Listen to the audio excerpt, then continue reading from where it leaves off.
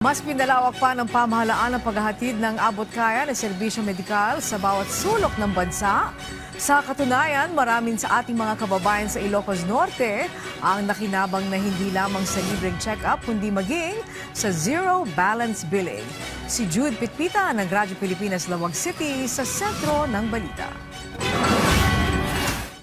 Ilang araw na raw tinitiis ni Tatay Samuel ang nananakit niyang likod kaya nagpatingin na siya sa Mariano Marcos Memorial Hospital and Medical Center dito sa Ilocos Norte. Sa tulong ng Yakap o Yaman ng Kalusugan Program ng PhilHealth, libre na ang X-ray, CT scan at iba pang test na kakailanganin ni Tatay Samuel. Dakle yang ano siya, at may palikan niya, datang hawa masapsapura kong siya. Sabi lang mga lente, ang mungkol na obra, yan magkaya ito. Sa sakit, puso siya.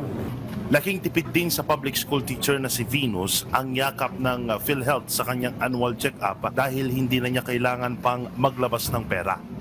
Para po sa akin, ang yakap program po ng gobyerno ay mahalaga para sa aming mga empleyado na nasa gobyerno kasi malaki po ang tulong sa amin. Lalo na po sa mga laboratory tests na ginagawa po sa amin. Malaki po ang natitipid namin, hindi po gaya noon na nagmumula sa sarili naming bulsa.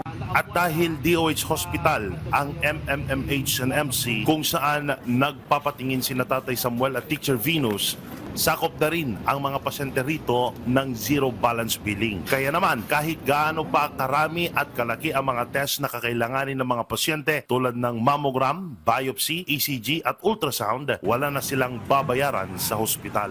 Compared po sa private hospital or private clinics na yung excess po ng coverage ng PhilHealth Yakap ay binabayaran po nila dito po sa Mariano Marcos Memorial Hospital and Medical Center ay wala pong babayaran ang pasyente basta po covered po ng PhilHealth Yakap ang gagawin pong diagnostic examination po sa pasyente. Bukod sa PhilHealth Yakap, nasa hospital na rin ang PhilHealth Gamot na kung saan nabibigyan ang mga benepisyaryo ng 20,000 pesos na halaga ng gamot para sa kanilang karamdaman. Sakop dito mga maintenance medicines, antimicrobial, antihistamine at iba pa. Bunga ito ng pagsisikap ng administrasyon ni Pangulong Ferdinand Marcos Jr. na mapangalagaan ang kalusugan ng mga Filipino. Mula rito sa Ilocos Norte, para sa Integrated State Media, Jude Pitpitan ng Radyo Pilipinas, Radyo Publiko.